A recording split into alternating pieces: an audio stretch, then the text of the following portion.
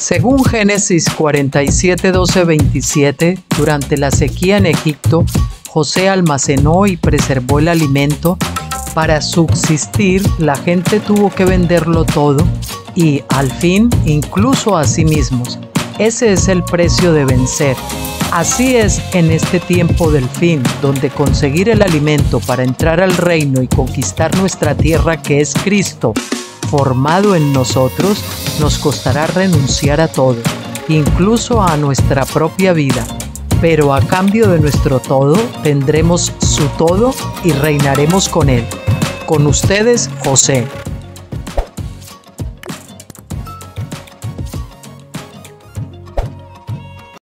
Hola, caluroso saludo para todos ustedes. Espero que hayan disfrutado y sobre todo aprovechado el fin de semana.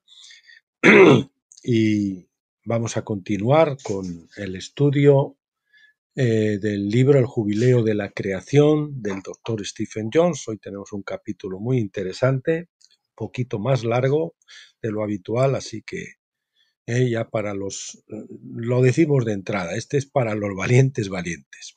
Bueno, y nada, decirles que hoy es día, vamos a ver, 6 de mayo del 2024 y que aquí en Baracaldo, Vizcaya, España, son ahora las 18:54. Comencemos entonces. Capítulo 12. ¿Por qué los concilios de la Iglesia condenaron la enseñanza de la restauración? Se entiende, de todas las cosas, ¿no? La doctrina Acán ha preocupado a la Iglesia, por lo menos, la doctrina Acán, la doctrina del tormento eterno, ha preocupado a la Iglesia por lo menos desde el siglo VI, cuando un concilio de la Iglesia comenzó a condenar a los que creían en la restauración de todas las cosas. La doctrina del tormento eterno de los pecadores ciertamente fue sostenida por una pequeña minoría de cristianos durante los primeros siglos, una pequeña minoría. No obstante, esta enseñanza comenzó bastante temprano, principalmente en la rama latina de la Iglesia. Un líder cristiano que aparentemente creía esto era el severo y amargado padre latino Teruliano, no Tertuliano, sino Teruliano. En el 203 después de Cristo escribió lo siguiente: ¿Cómo voy a admirar, cómo me río, cómo me regocijo, qué alegría cuando contemplo a tantos reyes gimiendo en el abismo más profundo de las tinieblas, tantos magistrados que persiguieron el nombre del Señor, licuándose en llamas más feroces que las que nunca se encendieron contra los cristianos, tantos filósofos sabios que se sonrojarán en un fuego furioso. Eso es de Spectaculis, capítulo 30. Perdón. Gracias a Dios que la mayoría de las personas a quienes se les ha enseñado la doctrina del tormento eterno nunca dirían tales cosas. La mayoría son simplemente víctimas de los teólogos de la Iglesia, que a su vez son víctimas de una larga sucesión de atormentadores eternos. Tales escritos solo pueden provenir de alguien que está en hiel de ajenjo, es decir, en amargura, ¿no? Hechos 8:23. Líbrenos Dios de la amargura, porque eso es tremendo. De acuerdo con la concordancia de Strong, la palabra traducida ajenjo es en realidad la planta de amapola. El ajenjo es la planta de la amapola donde se extraía el opio, ¿verdad? El ajenjo es el opio que proviene de la amapola. Jesús rehusó beberlo incluso en la cruz, Mateo 27:34, como nos dice Mateo 27:34. Para enseñarnos a no albergar amargura en nuestros corazones, sin importar cuán difíciles sean nuestras circunstancias. La amargura droga la mente y nos impide ponernos en la mente de Cristo. Droga, y yo creo que nos nubla, porque no hacemos más que mascullar nuestra miseria, nuestras circunstancias, y no vemos más allá de nuestro ombligo, ¿verdad? Nos droga, nos hipnotiza. Cristo nos impide comprender verdaderamente la ley del jubileo, que es necesaria para heredar la primera resurrección. Así que cuando usted esté pasando por prueba sobre prueba, tribulación sobre tribulación, opte por acercarse al Señor y no alejarse amargado, porque eso es lo peor que puede hacer. El gobierno romano a menudo perseguía a los primeros cristianos. Muchos fueron torturados, asesinados y a menudo fueron alimento de los leones para diversión de la plebe, ¿no? Para diversión de la gente, ¿no? La mayoría de los miembros de la Iglesia primitiva observaron el ejemplo de Jesús en su actitud de cordero hacia sus perseguidores. Sin embargo, algunos de ellos se volvieron amargados. Tertuliano, citado anteriormente, se glorió con el pensamiento de que algún día Dios torturaría a sus adversarios y les daría lo que merecían. Él no tenía la mente de Cristo, sino tenía una mente vengativa. No era un vencedor, porque un vencedor es un perdonador, ¿verdad? Él no tenía la mente de Cristo, no conocía el poder del perdón y el amor. En su famoso Sermón del Monte, Jesús dijo en Mateo 5: Habéis oído que se dijo, amarás a tu prójimo y odiarás a tu enemigo. Pero yo os digo, amad a vuestros enemigos, y orad por los que os persiguen, para que seáis hijos de vuestro Padre que está en los cielos, porque Él hace salir su sol sobre malos y buenos, y envía la lluvia sobre justos e injustos. ¿Por qué? Porque si amáis a los que os aman, ¿qué recompensa tendréis? ¿No hacen lo mismo los recaudadores de impuestos? Y si solo saludáis a vuestros hermanos, ¿qué hacéis más que los demás? ¿No hacen lo mismo los gentiles? Por lo tanto, debéis ser perfectos como vuestro Padre Celestial es perfecto, es decir, íntegro. Cuando Jesús habla de hijos, es en el idioma hebreo. La expresión hebrea en este caso significa los hijos que son los que imitan a sus padres, es decir, verdaderos hijos, porque imitan. Hay hijos que realmente no imitan a sus padres, y eso se aplica también a los cristianos, se nos aplica a nosotros, ¿verdad? Porque no imitamos a nuestro Padre. Los hijos de Abraham son los que imitan su fe. Los hijos del Padre Celestial son los que hacen bien a sus enemigos, como lo hace Dios al enviar la lluvia y la luz del sol sobre los justos y los injustos. Este es el rasgo del carácter de Dios en sus genes, que Él desea transmitir a sus hijos. Los genes espirituales, ¿verdad? Sí, por supuesto, esto significa que el justo siempre estará en desventaja en el mundo. ¿No tienen siempre los lobos una ventaja natural sobre las ovejas? Alguien escribió un poema, un despegue de las palabras de Jesús. Arriba, la lluvia llueve todos los días sobre el hombre justo e injusto, pero más sobre los justos, porque los injustos tienen el paraguas del justo. Bien, queríamos decir no un despegue, sino una copia de las palabras de Jesús arriba. Repito, la lluvia llueve todos los días sobre el hombre justo e injusto, pero más sobre los justos, porque los injustos tienen el paraguas del justo. Un poco de humor irónico a menudo puede sacar la ventaja de nuestra desventaja natural. Bueno, me disculpan otra vez, no es la traducción correcta, no me sonaba bien esto porque es como un poco contradictorio.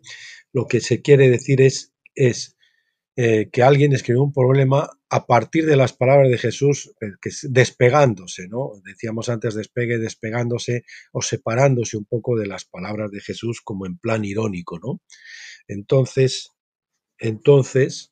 pues así se entiende lo que dice el párrafo siguiente, un poco de humor irónico, a menudo puede sacar ventaja de nuestra desventaja natural, pero la doctrina de Acán regañaría a Dios por su actitud hacia sus enemigos. Aquellos con el espíritu de Acán se regocijarían en la destrucción total de los pecadores o en la tortura eterna. Esta actitud carnal era ajena a los grandes cristianos del pasado que creían en la restauración de todas las cosas. Hombres como Gregorio de Niasa, el hombre descrito como el hombre encantado con Cristo, esto es de los Padres de la Iglesia Oriental, página 169.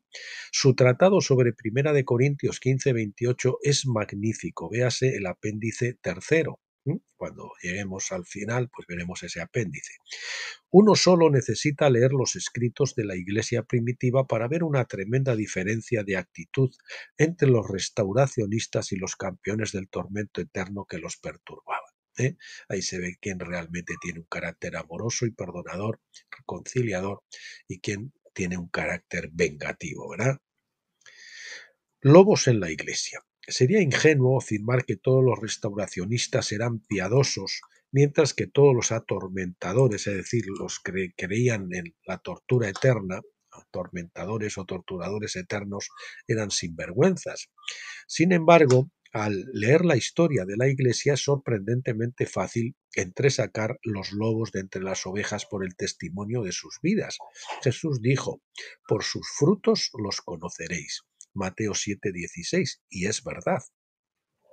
Tanto los líderes de las ovejas como los lobos eran, por supuesto, muy inteligentes, educados y eruditos, pero algunos estaban genuinamente llenos del amor de Dios hacia los demás y manifestaban todos los frutos del Espíritu en su carácter, o todo el fruto del Espíritu habría que decir, quizás, ¿no? Porque el fruto es uno, Cristo. Algunos de estos fueron Clemente de Alejandría, estos son todos restauracionistas, escuchen los nombres: Clemente de Alejandría, Orígenes, Gregorio de Nacianzo, Gregorio de Niasa y Teodoro de Moxuestia. Todos estos enseñaron la restauración de todas las cosas. Por otro lado, también había algunos líderes importantes de la Iglesia que se asemejaban más a los lobos voraces, mordazmente sarcásticos y amargados, como Teruliano, citado anteriormente, cuya pluma venenosa goteaba con amarga elocuencia. Otros fueron igual de malos. Los historiadores no dudan en incluir a Jerónimo y Teófilo de Alejandría como otros ejemplos principales de tales líderes de la Iglesia. Ahí tenemos a Agustín también, campeón del tormento eterno, ¿no? Jerónimo adaptó sus creencias doctrinales para ajustarse a la versión de la ortodoxia romana. Su deseo de reconocimiento se decía que era lo único que excedía a su erudición. Cuando se enfrentó con la cuestión del arrianismo, en lugar de buscar las verdades en las Escrituras, simplemente le escribió al obispo de Roma y le preguntó qué posición debía adoptar. Yo creo que el arrianismo era esos que creen que el Padre y el Hijo son dos personas diferentes, que no creen que Cristo como una persona separada, que al final luego es el que se somete al Padre cuando se entregan a él todas las cosas, ¿no? Bien. Repito, cuando se enfrentó con la cuestión del arrianismo, en lugar de buscar las verdades en las Escrituras, simplemente le escribió al obispo de Roma y le preguntó qué posición debía adoptar. Eso es lo que hizo Jerónimo. Su actitud se parecía mucho a la de un abogado moderno hoy, cuyo trabajo es defender a un cliente sin importar su culpabilidad o inocencia. Jerónimo fue uno de los eruditos más destacados de su época, pero eligió usar esa erudición para argumentar el caso de su cliente como un abogado contratado, no como un honesto buscador de la verdad. Los historiadores describen a Teófilo de Alejandría como un hombre sin principios, que tenía una mente vil y que no vacilaba en hacer acusaciones falsas para promover su agenda política. Durante muchos años Teófilo creyó y enseñó que todos los hombres serían salvos. Esto fue, durante muchos años Teófilo creyó y enseñó que todos los hombres serían salvos. Esto fue, de hecho, enseñado por todos sus predecesores en Alejandría desde el principio. Pero un día surgió un problema en el cual Teófilo escribió un tratado acordando con Orígenes que Dios era un espíritu y que no tenía una forma corpórea. Los monjes escépticos de Egipto, que estaban en desacuerdo violentamente con esta afirmación, lo enfrentó con ella y Teófilo, por miedo, proclamó de repente su acuerdo con los monjes. Más tarde, una viuda rica donó una gran suma a Isidoro, el superintendente de la casa de beneficencia de la iglesia en Alejandría, con la condición de que no se le informara a Teófilo. Ella era muy consciente del flagrante mal uso de fondos de Teófilo, el flagrante mal uso de los fondos,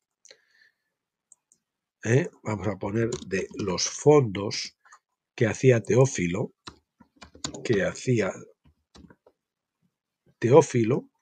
y quería que el dinero se gastara específicamente en ropa para mujeres pobres en lugar de en elevados proyectos de construcción. Teófilo se enteró de ello, se enfureció y desterró a Isidoro con falsas acusaciones. Sucedió que Isidoro era un gran admirador de Orígenes.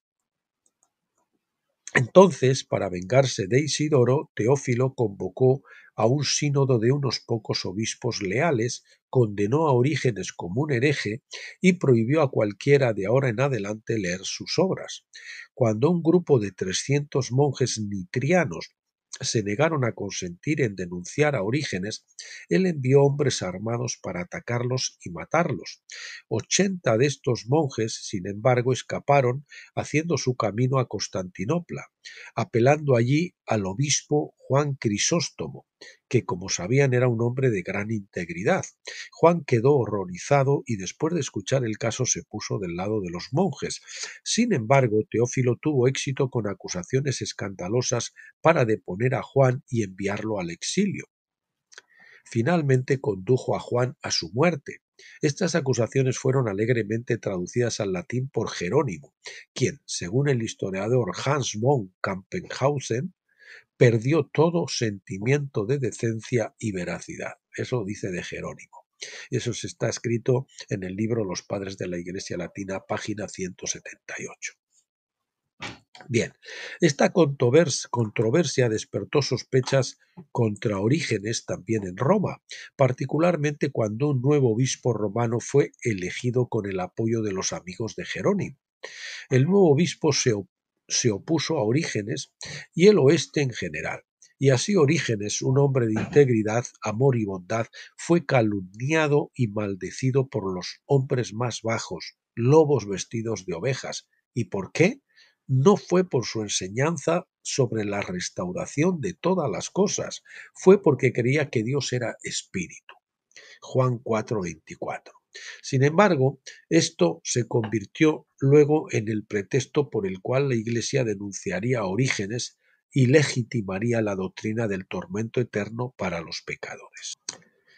La doctrina de Acán se convirtió así en la posición ortodoxa de la Iglesia. Aún así, pasarían otros 150 años antes de que hubiera suficientes obispos opuestos a la enseñanza de la restauración, como para condenarla en un consejo formal de la Iglesia. Concilios de la Iglesia condenan a Orígenes. Siguiente epígrafe. Orígenes finalmente fue condenado en el Quinto Concilio General en el año 553 después de Cristo, al que asistieron solo 148 obispos. Aún así, nada se dijo específicamente sobre las creencias de Orígenes con respecto a la salvación de todos los hombres, es decir, a la restauración de todas las cosas. Se dejó para el emperador Justiniano, en el 527 al 565 después de Cristo, condenar la creencia de Orígenes en la restauración de todas las cosas. Lo hizo específicamente en Anatema 19, en Anatema 9. Dice así: si alguien dice o piensa que el castigo de los demonios y de los hombres impíos es sólo temporal, y que un día tendrá un final y que se realizará una restauración de demonios y de hombres impíos, que sea anatema.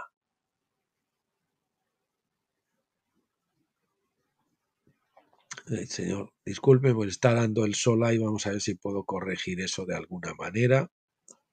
Bueno, vamos a dejarlo así porque queda como unos minutitos para que se quite y quede oculto y no me dé directo ahí en la cara.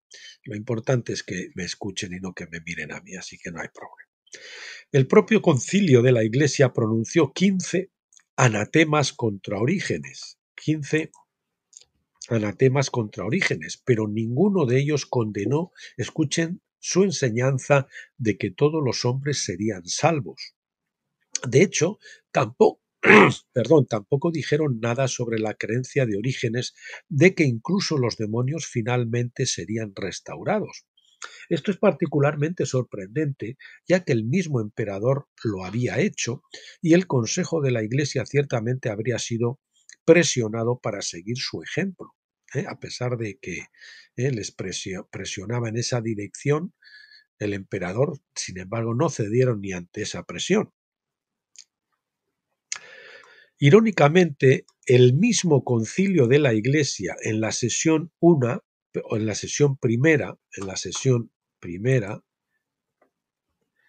afirmó seguir en todos los sentidos las escrituras de los dos Gregorios, quienes enseñaron que todos los hombres serían salvos. De los dos Gregorios, quienes enseñaron que todos los hombres serían salvos.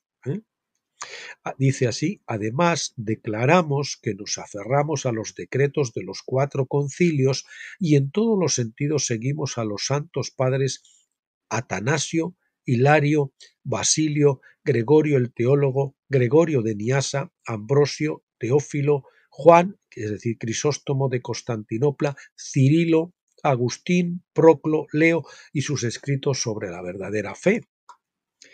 En el libro de Donald Atwater, Santos del Este, página 17, escribe sobre estos primeros líderes de la Iglesia y sus creencias. Dice lo siguiente: Orígenes y Gregorio de Niasa y muchos otros entre los padres orientales creyeron que él vino a salvar a todas las criaturas espirituales, no solo a los hombres. Si es la restauración de todas las cosas creadas, pues lógicamente debería ser así, ¿no?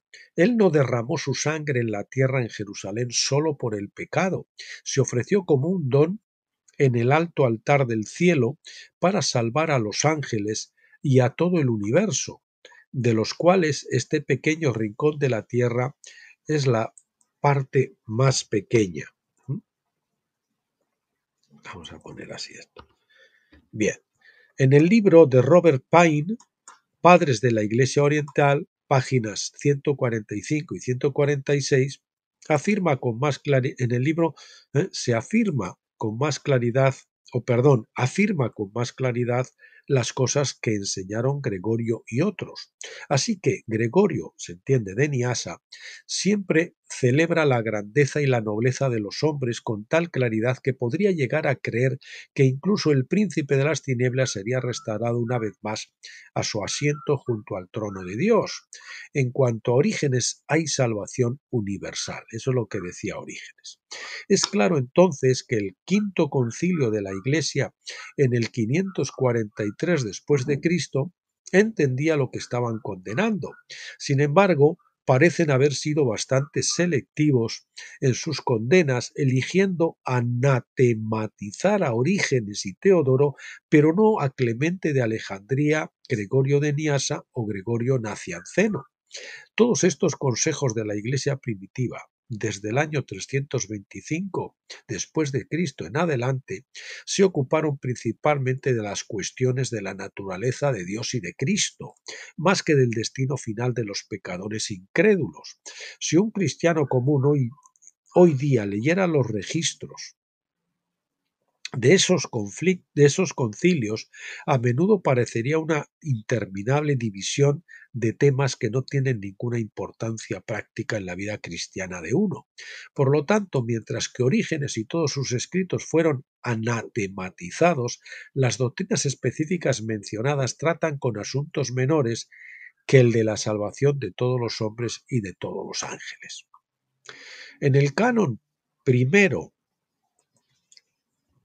del séptimo concilio de la Iglesia en el 692 después de Cristo, celebrado en la ciudad de Trullo, el concilio confirmó la decisión del quinto concilio de la Iglesia, el que hemos mencionado arriba, contra Orígenes.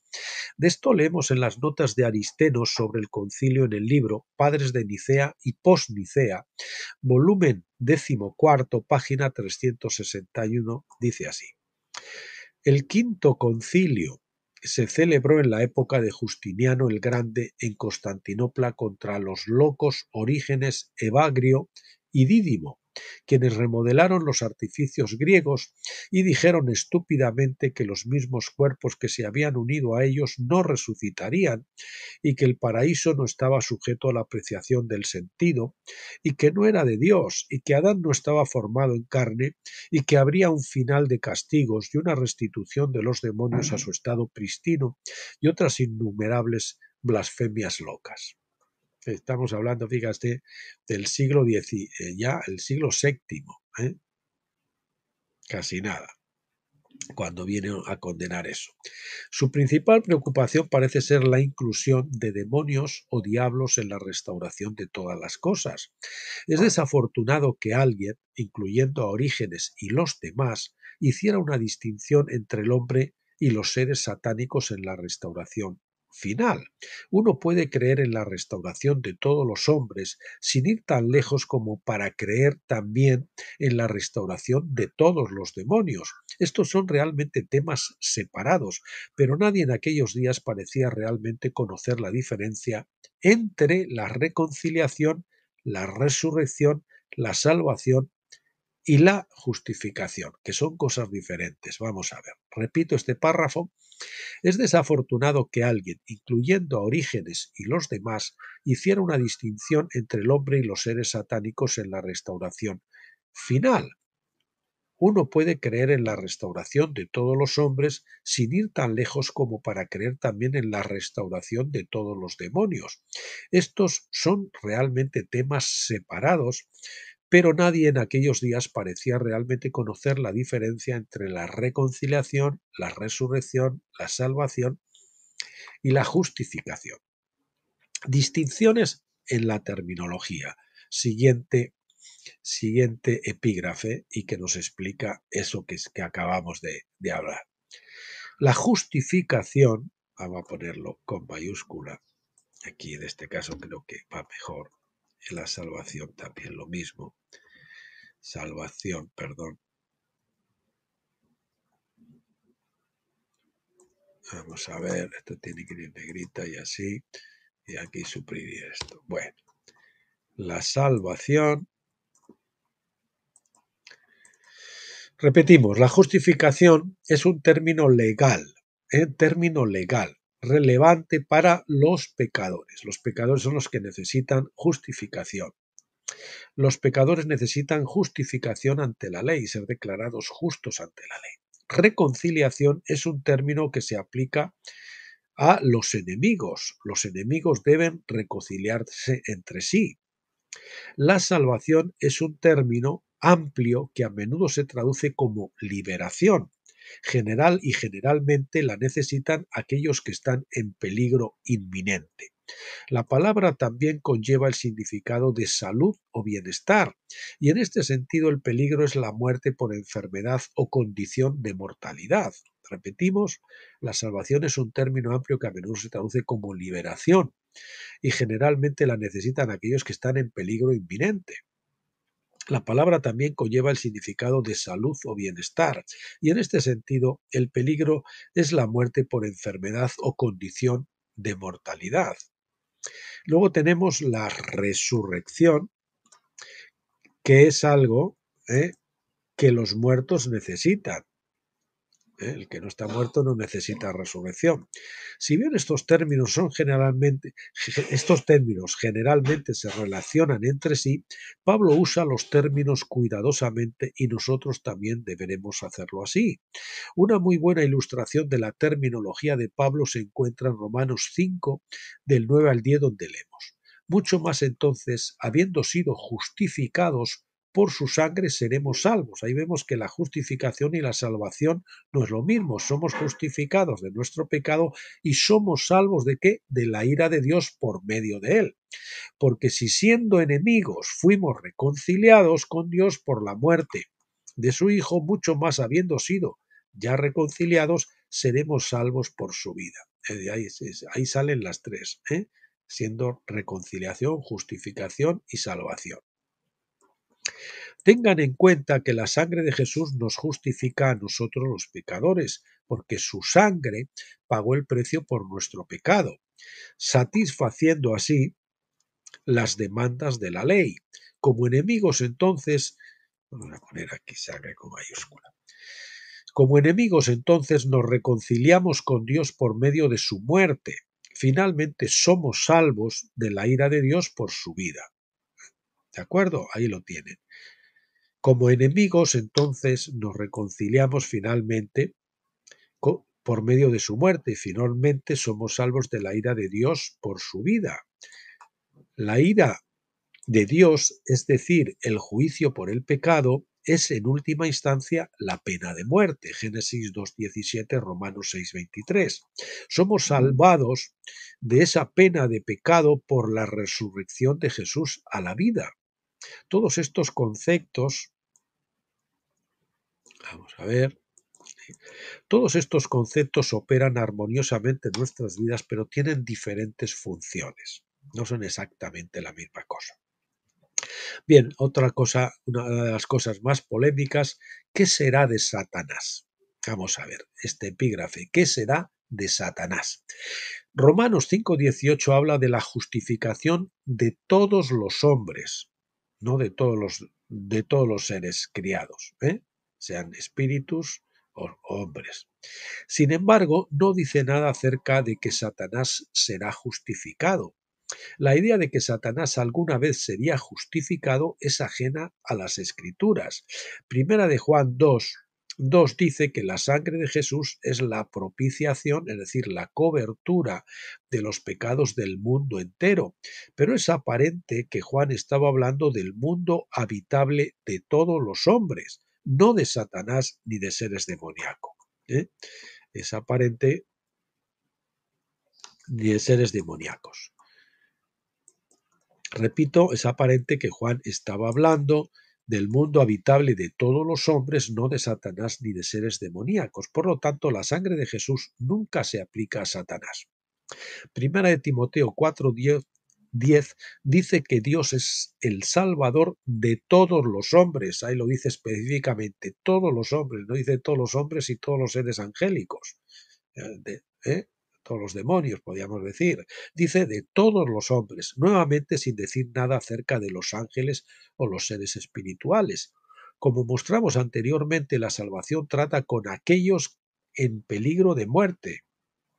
La salvación trata con aquellos, vamos a poner, que están en peligro de muerte o de la ira de Dios. Como decía antes, o de la ira de Dios. Siendo justificados por la sangre de Jesús, entonces somos salvos por su vida de resurrección.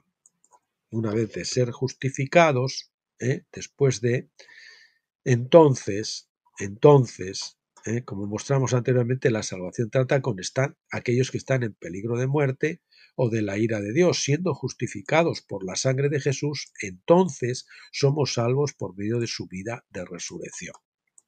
Debido a que la salvación se basa en la justificación, por su sangre tampoco podemos decir que Satanás alguna vez será salvo. Tampoco las Escrituras nos dicen que Satanás será resucitado. Es sólo cuando entramos en Colosenses 1:16 al 20 que el apóstol habla de reconciliar todas las cosas. Reconciliar no es lo mismo que justificar, no es lo mismo que salvar. Es sólo cuando entramos en Colosenses 1:16-20 que el apóstol habla de reconciliar todas las cosas que se han creado, incluidas las cosas en la tierra y en el cielo. Nunca encontramos a Pablo diciéndonos que el universo creado será salvado o justificado. Perdón. Que el universo creado será salvado o justificado. Siempre es reconciliado. No es lo mismo justificación o salvación que reconciliación. La reconciliación siempre habla de enemigos, aquellos que se oponen unos a otros como adversarios. El término Satanás literalmente significa adversario, que es prácticamente sinónimo de enemigo. Eso está más claro que el agua, se entiende, ¿verdad? Y entonces, cuando Pablo escribió sobre tapanta del griego, que quiere decir el todo, reconciliado con Dios, ya sean seres en el cielo o en la tierra, parece evidente que habló de seres celestiales y seres terrenales. Satanás y los hombres son retratados en la Biblia como adversarios de Dios hasta el momento en que son reconciliados con él.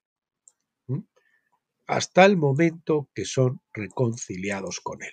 Para los hombres esto incluye la justificación. Para Satanás no es así.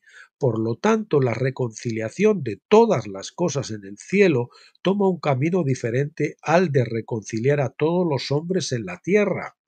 Repetimos esto. Vamos a repetir todo este párrafo. Nunca encontramos a Pablo diciéndonos que el universo creado será salvado o justificado.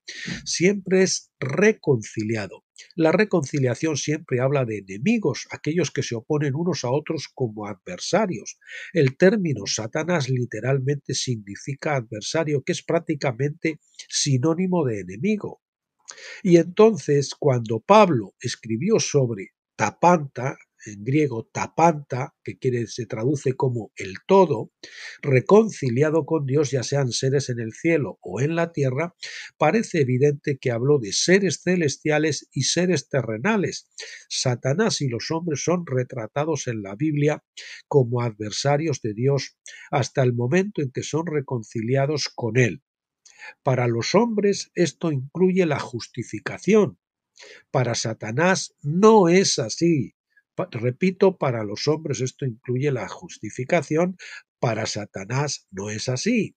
Por lo tanto, la reconciliación de todas las cosas en el cielo toma un camino diferente a reconciliar todos los hombres en la tierra, a reconciliar a todos los hombres en la tierra. Vamos a subrayar también en el cielo y a todos los hombres en la tierra. Es diferente.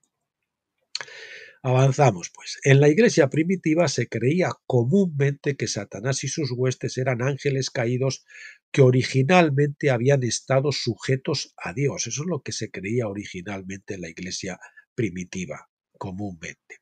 Hoy otros están explorando diferentes posibilidades. Algunos dicen que Satanás es simplemente una personificación de la naturaleza caída del hombre y las obras de la carne. Otros dicen que Satanás es en verdad una entidad espiritual separada, pero que Satanás fue creado para ser el adversario de Dios desde el principio. Por ejemplo, ahí pongo yo una nota mía, traductor, por ejemplo, J. P. Evi, J. P. Evi, dice que fue creado así directamente desde el principio. Pues dice Isaías que Dios creó el mal. Dice que creó el mal. Primera de Juan 3.8 dice que pecó desde el principio. Dice Primera de Juan 3.8, pecó desde el principio. Es decir, no primero estaba bien y después se rebeló, sino que pecó desde el principio. Y Juan 8.44 dice que fue un asesino desde el principio. También sabemos por Isaías 45.7 que Dios crea el mal. Isaías 45 es el gran capítulo sobre la soberanía de Dios, y esto es parte de la prueba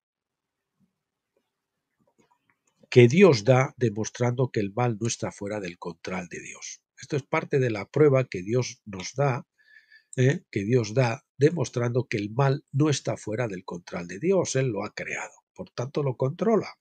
Dios, por supuesto, usa el mal para un fin propósito, es decir, creó al diablo y a sus ángeles caídos o los que le acolitan para ser nuestros coach. El Señor, después de ser bautizado en agua y en el Espíritu, fue llevado al desierto para ser tentado por el diablo. Y nosotros, después de recibir el bautismo Espíritu Santo, después de la luna de miel, somos llevados al desierto para ser tentados por el diablo, para vencer, para que la ley sea escrita en nuestros corazones, para que lleguemos a conocer cuán perversos son nuestros corazones, etcétera, de todas las lecciones que aprendemos con la disciplina en el desierto, ¿verdad? En el desierto, en la soledad. Bueno,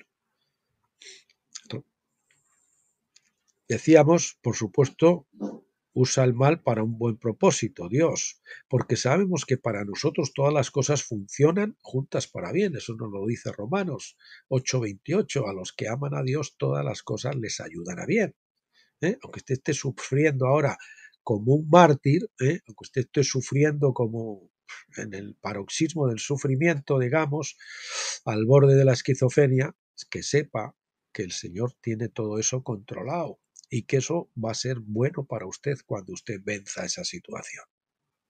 Está en medio de la hiel, ahí lógicamente usted no va a sentir nada positivo, pero crea con su espíritu que así va a ser, porque Dios lo dice. Por lo tanto, debemos dar gracias a Dios en todas las cosas. Primera Tesalonicenses 5:18, no solo por las cosas buenas. Señor, te doy gracias por este sufrimiento, te doy gracias por esta pérdida, porque sé que tú dices que eso de alguna forma me va a hacer bien. Aunque yo no lo vea ahora, pero sea en esta vida o en la siguiente, yo voy a darme cuenta de que eso fue obrado para mi bien. Judas 6 habla de los ángeles que abandonaron su primer estado. Aquí sí que tenemos a algunos que abandonaron su primer estado. Esto está hablando de la situación en Génesis 6:1-4 que condujo al diluvio, no de la caída de los ángeles antes de la creación de Adán. Repetimos, Judas 6 habla de los ángeles que abandonaron su primer estado. Esto está hablando de la situación en Génesis 6:1-4 que condujo al diluvio, ya sabe, cuando los ángeles cohabitaron con las mujeres, que condujo al diluvio y engendraron los gigantes, no de la caída de los ángeles antes de la creación de Adán. La New American Standard Bible traduce Judas 6 de la siguiente manera: y a los ángeles que no guardaron su propio dominio, sino que abandonaron su propia morada, Él los ha guardado en lazos eternos bajo la oscuridad para el juicio del gran día. Esto se refiere a aquellos que aparentemente se casaron con las hijas de los hombres, produciendo gigantes en la tierra, como leemos en el relato de Génesis 6. Dice, del mismo modo en Ezequiel 28 tenemos el pasaje más conocido que se ha interpretado, que significa que Satanás fue originalmente un ángel bueno y poderoso. Repetimos, del mismo modo en Ezequiel 28 tenemos el pasaje más conocido que se ha interpretado, que significa que Satanás fue originalmente un ángel bueno y poderoso. Sin embargo, escuchen esto, sin embargo, este pasaje habla claramente del líder de Tiro, del que se dice específicamente que es un hombre. Este capítulo es muy polémico. Debemos leerlo sin ídolos en el corazón. Crea lo que usted venga creyendo hasta ahora. Pídale a Dios que le permita leer esto con claridad, con plena luz, para que luego al final tome su decisión. No se cierre a algo que le están diciendo que directamente le pueda parecer que sea contrario a lo que usted viene creyendo, porque usted tiene que apostar por la verdad, por si acaso sus creencias son erróneas, y si a usted Dios le ilumina y le muestra que esas creencias venían siendo erróneas, pues está a tiempo de cambiarlas, gloria a Dios. Pero si usted se agarra a los ídolos del corazón, nunca va a conocer la verdad, si es que usted no está en la verdad. Y eso sí que sería lamentable. Repetimos, del mismo modo, en Ezequiel 28 tenemos el pasaje más conocido que se ha interpretado que significa que Satanás fue originalmente un ángel bueno y poderoso.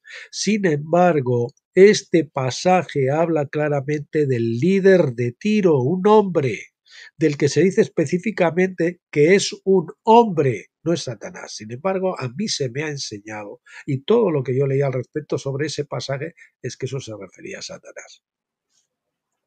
Dice así, Ezequiel 28, versículo 2, hijo de hombre, Di al príncipe de Tiro, así dice el Señor Yahvé, porque tu corazón se enalteció y dijiste, yo soy Dios, sentado en lugar de dioses en el corazón de los mares, sin embargo eres un hombre.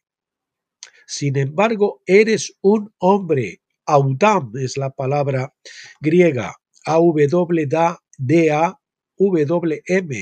Abdam, que quiere decir Adán o hombre.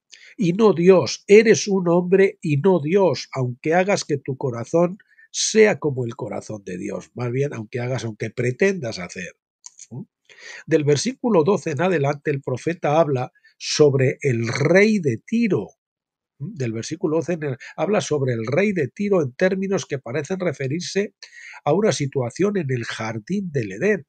Los versículos 13 al 15 nos dicen, ya no está hablando de la ciudad Tira y del rey hombre de Tiro, nos dice, estabas en el Edén, el jardín de Dios, toda piedra preciosa era tu vestidura. Por eso cogemos el pasaje y luego no damos tiempo que cambia la situación, cambia el contexto. Estabas en el Edén, en el jardín de Dios, toda piedra preciosa era tu vestidura. El rubí, el topacio y el diamante, el berilo, el ónice y el jaspe, el lapislázuli, el turquesa y la esmeralda, y el oro, la hechura de tus engastes y de tus encajes estaba en ti. Estaban, ¿verdad? Estaban en ti. Y el oro, que es la hechura de tus encajes, estaba. Vamos a ver. Y el oro, supongo que será aquí. Bueno, lo voy a mirar. Deme un momentito. Sí, lo he comprobado y estaba correcto como lo he corregido yo ahora. Y el oro, la hechura de tus encajes y tus encajes y de tus engastes y de tus encajes, eso es lo que era de oro. Sus engastes y sus encajes estaba en ti. Por lo tanto, el oro estaba en ti. El día que fuiste creado fueron preparados. Tú fuiste el querubín ungido que cubre y yo te coloqué allí. Estabas en el monte santo de Dios, caminaste en medio de las piedras de fuego. Eras irreprensible en tus caminos desde el día que fuiste creado hasta que se halló en ti iniquidad. Aunque se ha creído comúnmente durante mucho tiempo que este pasaje se refiere a Satanás, en realidad es una comparación entre el rey de Tiro y el mismo Adán en el jardín del Edén. Repetimos, aunque se ha creído comúnmente durante mucho tiempo que este pasaje se refiere a Satanás, en realidad es una comparación entre el rey de Tiro y el mismo Adán en el jardín del Edén. Adán era perfecto el día que fue creado. Caminaba con Dios en el monte santo reino y entre las piedras de fuego. En otras palabras, Adán tuvo pleno acceso a la presencia de Dios y a toda su gloria. Dios también le había dado a Adán el dominio sobre toda la tierra, por lo tanto él era el querubín ungido que cubre. Escuchen esto, Dios también le había dado dominio sobre toda la tierra, por lo tanto él, Adán, era el querubín ungido que cubre. Un querubín no necesariamente tiene que ser un ser angelical. Adán era un querubín en ese estado prístino antes de su caída. ¿Repetimos esto? Dios también le había dado a Adán el dominio sobre toda la tierra. Bueno, vamos a repetirlo un poco antes. Adán tuvo pleno acceso a la presencia de Dios y a toda su gloria. Dios también le había dado a Adán el dominio sobre toda la tierra, por lo tanto él era el querubín ungido que cubre. Un querubín no necesariamente tiene que ser un ser angelical. Adán era un querubín en ese estado prístino antes de su caída. Aunque fue creado con un cuerpo físico, ese cuerpo no estaba sujeto a las limitaciones de la carne antes de su caída. Su cuerpo era muy parecido al cuerpo de Jesús después de la resurrección. Creo que Adán originalmente tuvo la habilidad de moverse, o tenía, vamos a poner, tenía la habilidad de moverse libremente entre el cielo y la tierra, o entre la dimensión espiritual y la terrenal. Otro punto a considerar es si los ángeles tienen o no libre albedrío. La única forma en que Satanás podría ser un ángel caído es si fuera un agente independiente con libre albedrío y tuviera la capacidad de rebelarse contra Dios. Si Satanás realmente se rebeló contra Dios de esta manera, entonces tenemos que preguntarnos por qué él crearía ángeles con la habilidad de pecar y luego no hiciera provisión para su salvación como la hizo para el hombre. Por supuesto, si la rebelión angélica tuvo lugar sin el conocimiento previo de Dios, entonces eso cuestionaría el poder y la soberanía de Dios. Repito, si la rebelión angélica tuvo lugar sin el conocimiento previo de Dios, entonces eso cuestionaría el poder y la soberanía de Dios. Me parece que la teoría del ángel caído crea problemas más graves de los que resuelve, dice el doctor Jones.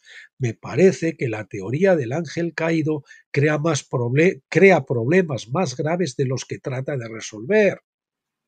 Cuando estudiamos la historia del pensamiento religioso, en la antigüedad es especialmente en el mundo de habla griega. O sea, estamos llegando a la conclusión, como ve, de que Satanás y sus ángeles no cayeron, fueron creados así desde el principio.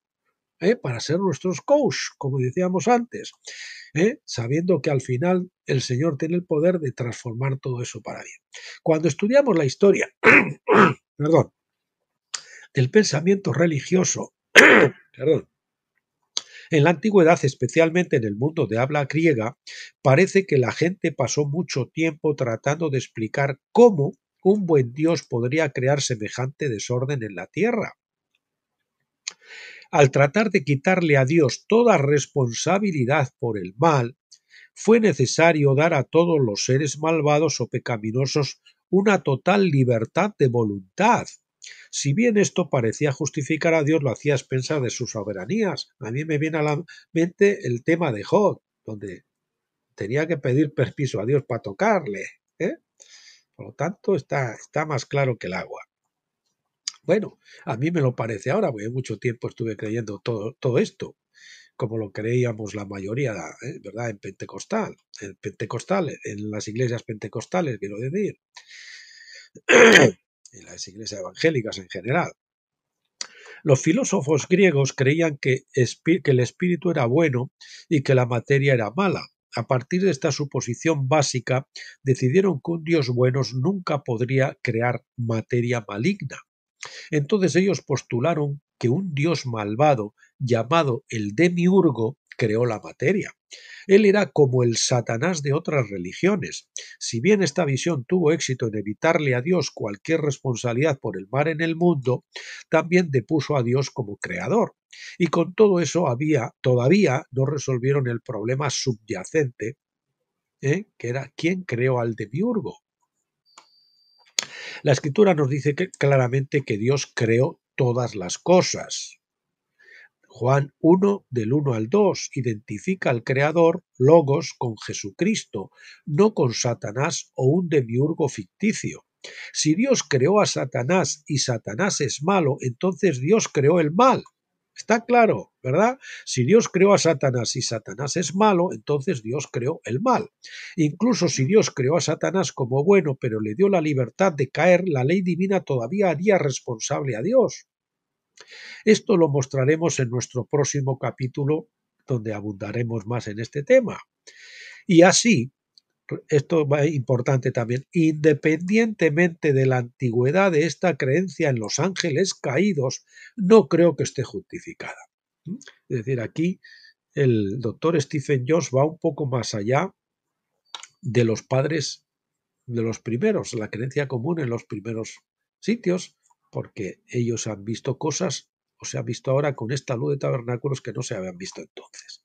Me parece que es una creencia que era más apta para ser aceptada en una cultura griega y los primeros líderes de la Iglesia no pudieron liberarse de su mentalidad cultural en este asunto.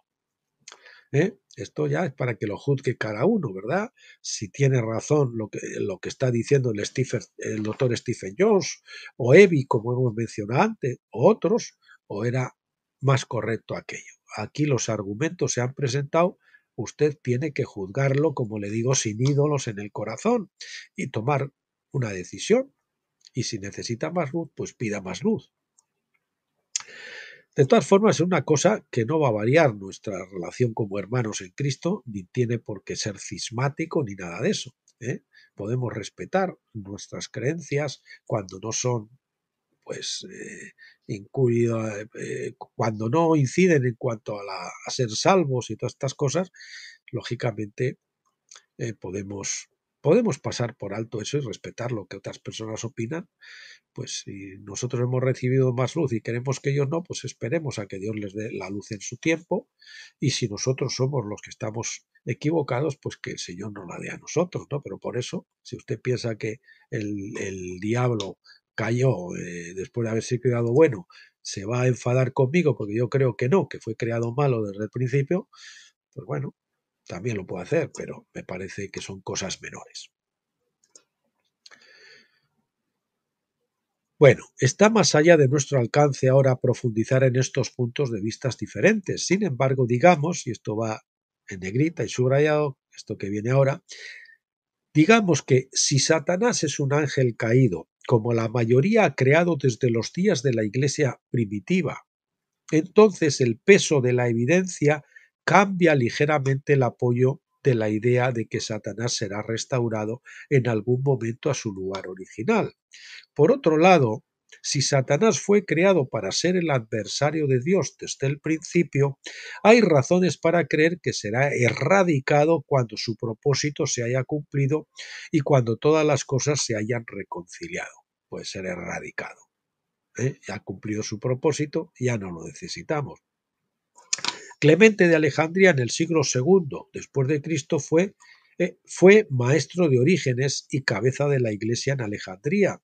Escribió en su comentario sobre Primera de Juan 2.2 lo siguiente: él, de hecho, salva a todos, pero a algunos los salva convirtiéndolos con castigo, es decir, con disciplina. Sin embargo, a otros, quienes lo siguen voluntariamente, salva con dignidad de honor, de modo que toda rodilla debe inclinarse ante él, de las cosas en el cielo, de las cosas en la tierra y cosas debajo de la tierra. Está hablando del abismo. Esto es ángeles y hombres. Así lo decía. Clemente siguió la creencia común de que Satanás y sus anfitriones eran ángeles caídos. Y entonces él argumentó que los únicos ángeles en el cielo que necesitaban reconciliación eran los ángeles caídos, quienes estaban en una relación de confrontación con Dios. Perdón. Obviamente no hay necesidad de reconciliar a ángeles que nunca cayeron, pero Clemente va más allá de la reconciliación al decir que Dios los salva. Yo disputaría esta terminología. Dice que Dios los salva. Stephen Jones no está de acuerdo. En su comentario, Clemente citó la afirmación de Pablo en Filipenses 2.10 de que toda rodilla se doblará. Él tomó esto en el sentido de que todos los hombres y todos los ángeles caídos se inclinarían ante Dios y en ese momento Dios los salvaría a todos. Sin embargo, en vista del hecho de que Pablo nunca dice en otra parte que los ángeles caídos serán salvados o justificados, la conclusión de Clemente es realmente solo una suposición. Pablo estaba citando de Isaías 45:23, donde Dios dice: por mí he jurado, de mi boca ha corrido la palabra injusticia, y no se volverá atrás, que a mí se doblará toda rodilla, toda lengua jurará fidelidad. Dirán de mí: solo en Yahvé hay justicia y fortaleza. Los hombres vendrán a él y todos los que se enojaron con él serán avergonzados. En Yahvé serán justificados todos los descendientes de Israel y se gloriarán. En Yahvé serán justificados los descendientes de Israel. Note que en el mismo pasaje dice que toda la simiente de Israel debe ser justificada. No dice nada por lo cual podamos decir que Satanás será justificado. Por lo cual podamos añadir, añadir que Satanás será justificado. Cuando Pablo cita este pasaje en Filipenses 2, agrega como su comentario: de los que están en el cielo, en la tierra y debajo de la tierra. No discuto los escritos inspirados de Pablo, por supuesto, simplemente señalo que Pablo enfocó su atención en cada inclinación de rodilla, diciendo que esto va más allá de la justificación de todo Israel o incluso de todos los hombres. Pablo incluyó a todos los ángeles y hombres en su declaración, y esto es consistente con Apocalipsis 5:13, donde se muestra que cada criatura, tanto en el cielo como en la tierra, dan gloria a Dios. Por otro lado, también debemos hacernos la pregunta crítica: ¿esto también se refiere a cada criatura viviente que haya vivido? Por ejemplo, ¿resucitarán también todos los perros, leones y mosquitos? Es decir, que son plagas, para arrodillarse ante Dios al final de todos los tiempos? Obviamente no, porque Dios resucita solo a la humanidad. De hecho, el Salmo 22-29 parece indicar precisamente lo contrario, diciendo: todos los grandes de la tierra comerán y adorarán, se postrarán ante él todos los que descienden al polvo, aun aquel que no puede conservar viva su alma. Desde el principio Dios dijo que Adán ciertamente moriría si pecaba. Este fue el juicio de Dios y nadie pudo escapar de su mortalidad, excepto a través del camino bíblico prescrito en Cristo. El Salmo 22-29 parece indicar que la muerte es la manera de Dios de forzar a todos los hombres a inclinarse ante Él. Se dobla toda rodilla en la muerte. La muerte demuestra que todos los hombres están sujetos a Dios, sin importar lo que hagan y sin importar lo que crean acerca de ellos mismos. La muerte es la carta de triunfo final que finaliza el juego de la vida. Pablo toma este tema y parece reinterpretarlo para hacerlo significar que todas las cosas, tanto en el cielo como en la tierra, se doblegarán al glorificar a Dios. No parece tratarse de la muerte, sino de la vida y la restauración. Y sin embargo, las Escrituras claramente nos enseñan que el camino a la vida es a través de la muerte. Los verdaderos creyentes saben que debemos morir diariamente a la voluntad propia y estar sujetos a Dios. Tal muerte es doblegarse ante Dios y glorificar su nombre. Los creyentes sufren esta segunda muerte en su vida, durante su vida, mientras que el resto deberá sufrir la segunda muerte en una edad futura. Los creyentes, en este caso habría que añadir vencedores. Habría que añadir vencedores, como no estaba ahí, lo voy a poner como siendo añadido por mí, como me gusta hacerlo, y lo vamos a poner con el color azul.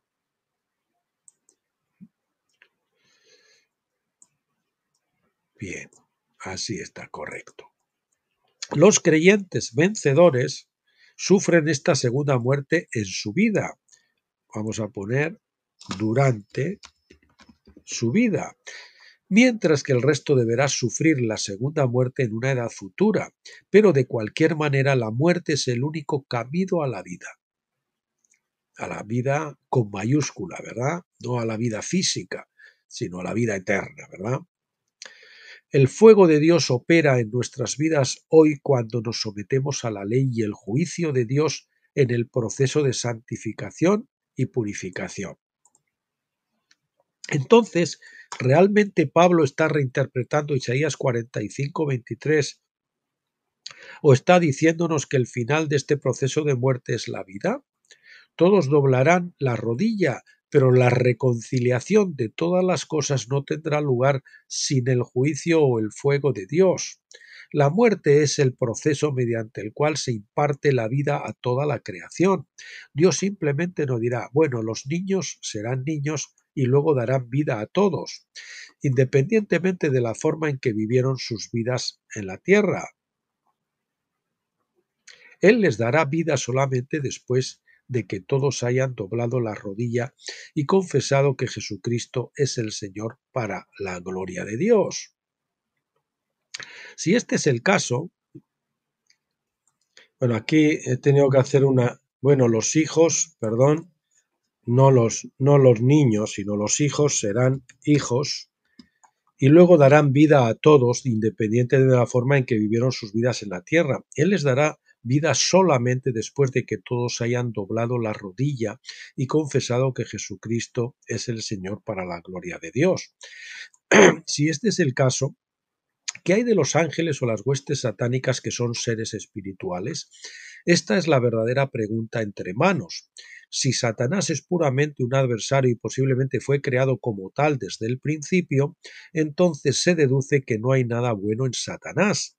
Por lo tanto, cuando es arrojado al lago de fuego, no hay oro espiritual en él para ser purificado.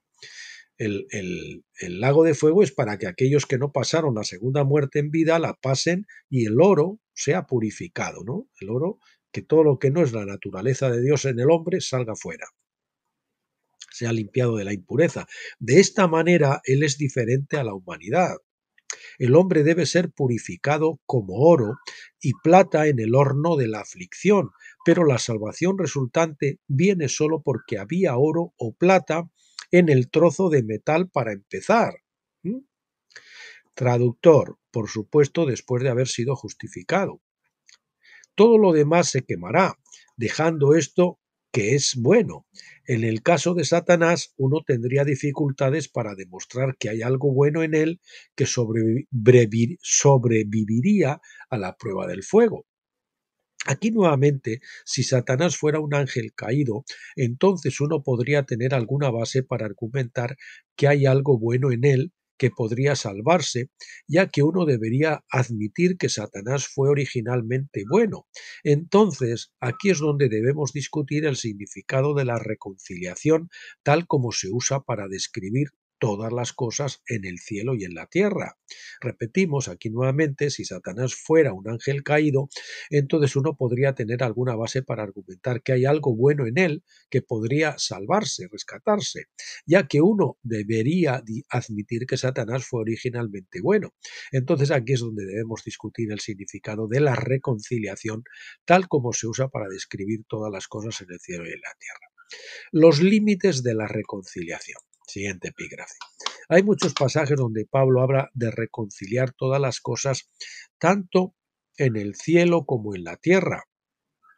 Pero aun cuando Pablo parece elegir cuidadosamente sus palabras, aquellos que le siguieron en la iglesia primitiva no hicieron una distinción real entre reconciliación, salvación y justificación. De Filipenses 2 se desprende que todos los ángeles y los hombres se arrodillarán ante Jesucristo, porque esto es algo que hacen los enemigos cuando han sido completamente derrotados, subyugados o sometidos a Dios.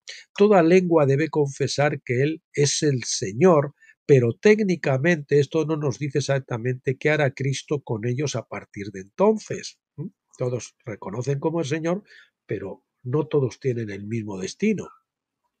Cuando Pablo trata con el alcance más amplio de la misma creación, dice que se reconciliará con Dios, lo que implica que actualmente está en enemistad con Dios. Es decir, la creación no está en armonía con la naturaleza y el carácter de Dios, está en un estado de rebelión o revuelta.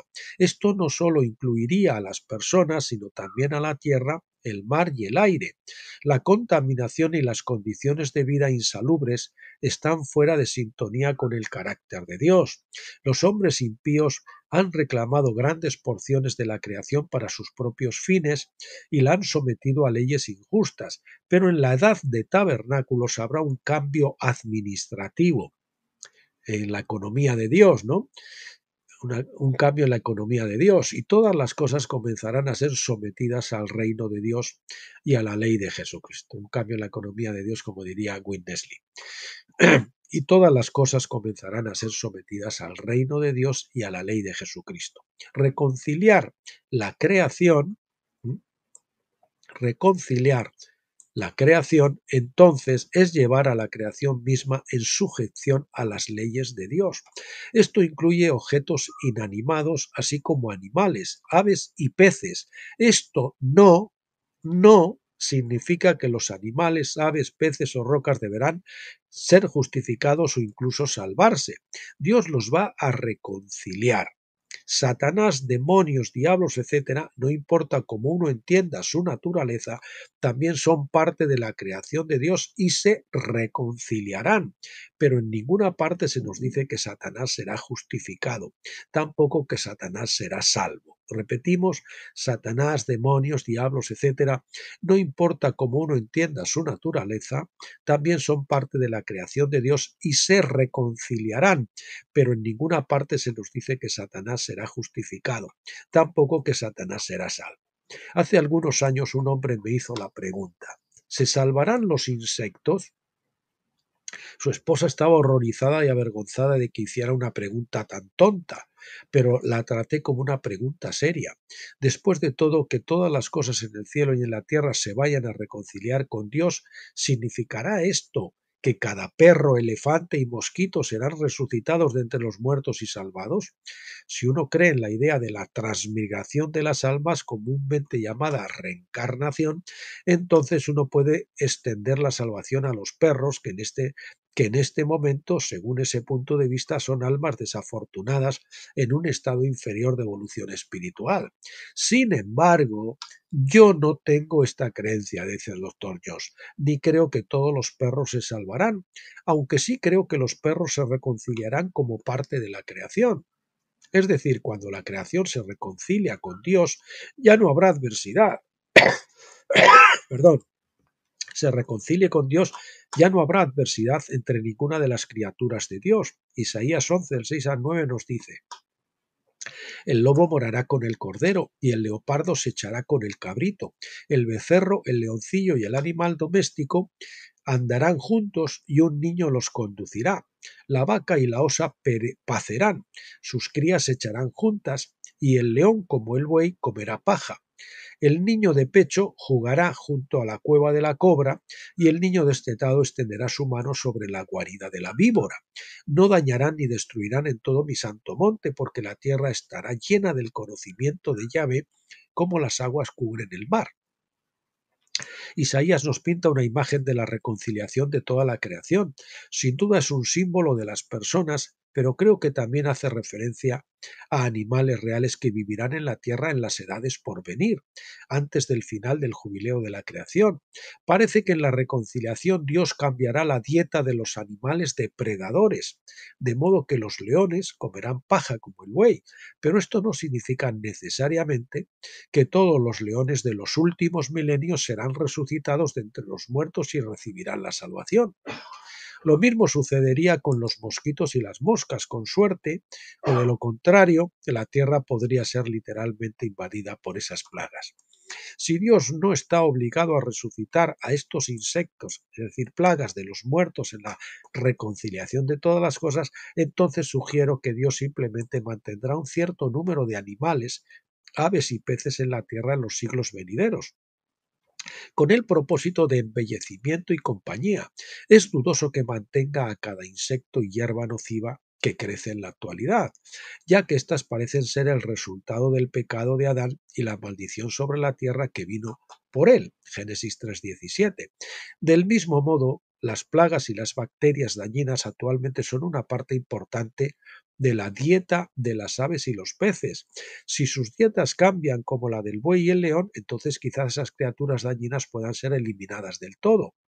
Revertir la maldición, entonces, parece significar la eliminación de estas criaturas dañinas que vinieron a la tierra después de la caída del hombre. Por lo tanto, la reconciliación de la creación sería restaurar la armonía en la creación y revertir los efectos de la caída de Adán. Dios no tiene ninguna obligación de resucitar de los muertos a los animales pasados, dañinos o de otra clase. No hay ninguna indicación de que perros y gatos, una vez muertos, alguna vez resucitarían de los muertos, aunque tal vez sea concebible que Dios resucitara a algunos de entre los muertos para el bien y la felicidad de sus dueños anteriores. Realmente no se nos dice en la Biblia, pero Dios es un creador y dador de vida por naturaleza. Él se deleita en hacer felices a sus hijos. No hay razón para pensar que Dios no resucite o no podría resucitar a algunos animales de entre los muertos si así lo deseara para embellecer la tierra y hacer felices a sus hijos. Pero esto todavía no podría ser considerado como justificación o salvación como se definen en la Biblia. Aún así, esto es mera especulación y quizás un poco de ilusión. La conclusión es que no sabemos con certeza qué hará Dios. ¿Habrá animales en el reino de Dios durante el tiempo de la restauración de todas las cosas? Ciertamente, porque Dios creó todas las cosas y dijo que eran muy buenas desde el principio. Y no hay razón para pensar que Dios haya cambiado de opinión. Pero, ¿serán esos animales inmortales? Podría ser el caso que el león muy dócil, cuya dieta se convirtió en paja, no sea inmortal, a pesar de que se ha reconciliado con Dios. Sin embargo, me parece que, en última instancia, la muerte sería abolida totalmente del universo, en el sentido de que no habrá más muerte. Para el hombre esto significa que todos resucitarán de entre los muertos para nunca más morir. Para los animales parecería que los elegidos para vivir en la tierra en las edades venideras permanecerán vivos y no morirán. Lo más probable es que todos sean vegetarianos y su sistema digestivo cambiará considerablemente y ya no se necesitarán insectos como parte de la cadena alimentaria. Es difícil concebir los cambios masivos que deberían tener lugar justo a este respecto debido al delicado equilibrio de la naturaleza que existe actualmente, pero sabemos que esto no representaría un gran problema para un Dios soberano. Con respecto a la vida vegetal, también es evidente que los helechos y los robles no serán resucitados, justificados o salvados. La tierra sería un lugar estéril sin vida vegetal, por lo que es seguro suponer que la vida vegetal existirá en la restauración de todas las cosas. Parece que los animales comerían plantas, entonces cuando la muerte sea abolida, esto no incluiría la vida vegetal. Las plantas morirán cuando los animales se las coman. La restauración de todas las cosas, sin duda, significará que la vida de las plantas será más exuberante, nutritiva y absolutamente libre de enfermedades. El concepto de la restauración de todas las cosas significa que la tierra no va a ser destruida como a tantos hoy se les ha dicho. Fue creada para, esto es importante, el concepto de la restauración de todas las cosas significa que la tierra no va a ser destruida como a tantos hoy se les ha enseñado. Fue creada para un propósito y ese propósito se cumplirá. Estaba destinada a albergar el reino de Dios y ser una especie de cuartel general o punto de partida para el reino de Dios en el universo. El fuego, escuchen esto que es importante también, estaba destinada a la tierra a albergar el reino de Dios y a ser una especie de cuartel general o punto de partida para el reino de Dios en el universo. Igual, a partir de la tierra después se canalizan otras galaxias, otros planetas, otras cosas. Ese plan el Señor todavía no nos ha hablado, pero a lo mejor es así. El fuego que vendrá sobre la tierra, escuchen, esto me lo preguntaban el otro día, el fuego que vendrá sobre la tierra será el bautismo de fuego del Espíritu Santo que limpiará la tierra y armonizará a todos con los propósitos de Dios. Ese es el fuego, el bautismo de fuego. El bautismo de fuego del Espíritu Santo que limpiará la tierra y armonizará a todos con los propósitos de Dios. A todos y armonizará todo, más bien, a todos y todo, ¿no? Podemos poner con los propósitos de Dios. Dios no fallará en su propósito para la creación. Su palabra ha salido y no volverá a él vacía. Siguiente epígrafe. ¿Cómo se reconciliará Satanás? Una vez que llegamos a un acuerdo en el significado de la reconciliación y vemos que no necesariamente incluye la resurrección, la justificación o la salvación, entonces debemos preguntarnos si los primeros líderes de la Iglesia fueron demasiado lejos en su creencia de la salvación universal. Pablo dice de Dios en 1 de Timoteo 2:4 que él desea, la palabra es telo, voluntad, es su voluntad, que todos los hombres sean salvos, pero no dice nada de los perros. Más adelante en el mismo libro, Pablo le dice a Timoteo en 4:10 que Dios es el Salvador de todos los hombres, subrayamos lo de hombres, especialmente de los creyentes. Juan 2:2 dice que Él es la propiciación por nuestros pecados y no solo por los nuestros, sino también por los de todo el mundo. De estas y muchas otras declaraciones queda claro que la salvación es aplicable a la humanidad y al mundo. ¿Mm? El término nunca se aplica a animales, rocas y árboles, ni a Satanás ni a los ángeles caídos. Estas son las herramientas bíblicas por las cuales usted, el lector, puede sacar su propia conclusión sobre el destino de aquellos que no son parte de la humanidad. Técnicamente la Biblia no dice nada al respecto, pero sugerimos que si definiéramos la reconciliación más allá de ciertos límites permitidos por el contexto de las Escrituras, nos veríamos obligados a incluir perros y mosquitos en el plan de salvación junto con Satanás y sus huestes. En cuanto a Satanás o demonios y diablos, no creemos que el reino de las tinieblas y el pecado coexistirán para siempre con Dios y su reino. Al final no quedará nada que no se someta a Cristo, o Dios reconciliará la creación terminando con la existencia del reino de las tinieblas por completo, o lo reconciliará como parte de la creación de la forma que él considere conveniente. La historia no terminará con el universo dividido. Escuche esto, la historia no terminará con el universo dividido entre el bien y el mal, la luz y la oscuridad, Dios y Satanás, el cielo y el infierno. Esta era la visión del dualismo persa, adoptada por la secta maniquea en el tercer y cuarto siglos después de Cristo. No desde el principio. Desafortunadamente, el gran Agustín, fíjate, le dice el gran Agustín, reconocemos la grandeza de Agustín, había sido miembro de la secta maniquea durante 8 años antes de su conversión en el 386 después de Cristo. Si bien él renunció a la mayoría de sus creencias, nunca se liberó de la creencia de que el bien y el mal coexistirían en la eternidad y que Dios no reconciliaría verdaderamente a toda la creación consigo mismo. Por lo tanto, vio el plan terminado con la humanidad separada entre el cielo o el infierno. Esencialmente rechazó la verdad declarada claramente en Hebreos 2:8. Todo, escuche, todo lo ha sujetado bajo sus pies, se refieren los de Cristo, porque al sujetarlo todo a él, no dejó nada que no le sea sujeto, pero ahora no vemos aún todas las cosas sujetas a él.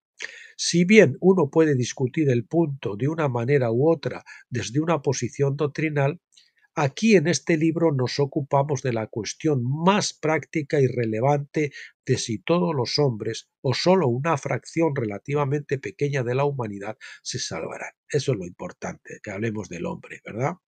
No creemos que el mal deba existir para siempre, porque esa es una doctrina del dualismo persa más que del cristianismo. Al final de los tiempos, de una forma u otra, la luz del reino de Dios llenará todo el universo. Escuche esto. Al final de los tiempos, de una forma u otra, la luz del reino de Dios llenará todo el universo sin dejar lugar a nada ni a nadie fuera del dominio de Dios. Gloria a Él, aleluya. Bien, aquí nos quedamos en el día de hoy. Es un capítulo muy largo, efectivamente. La próxima vez que abordemos este libro será el capítulo 13, la tensión en la creación. Es un capítulo muy largo y muy polémico y que usted, si es la primera vez que lo escucha, no lo va a poder digerir. Lo va a tener que leer 3, 4, 10 veces para que se le vaya grabando un poquito en su mente y lo pueda entender y lo pueda digerir. Hágalo, por favor, si lo necesita. Y bien, y entonces, pues vamos a anunciar lo que veremos en el vídeo siguiente, mañana o pasado, Dios mediante. Seguramente será más bien pasado mañana, para darles un tiempo con este que ha sido más largo. El capítulo 13 será la tensión en la creación perdón, este no es, este es la tensión en la creación, este es el que anunciamos ahora. El próximo ya será otra vez, serán los capítulos 6 y 7 del libro tercero de Daniel, profeta de las edades. Bueno, queridos amigos, pues hasta aquí, gracias a los super valientes que se hayan escuchado el vídeo completo hoy. Los bendecimos a todos en el nombre del Señor Jesucristo y les emplazamos para este capítulo 6 de Peniel, Fortaleza Miguel, que será el próximo vídeo. Hasta entonces, pásenle bien.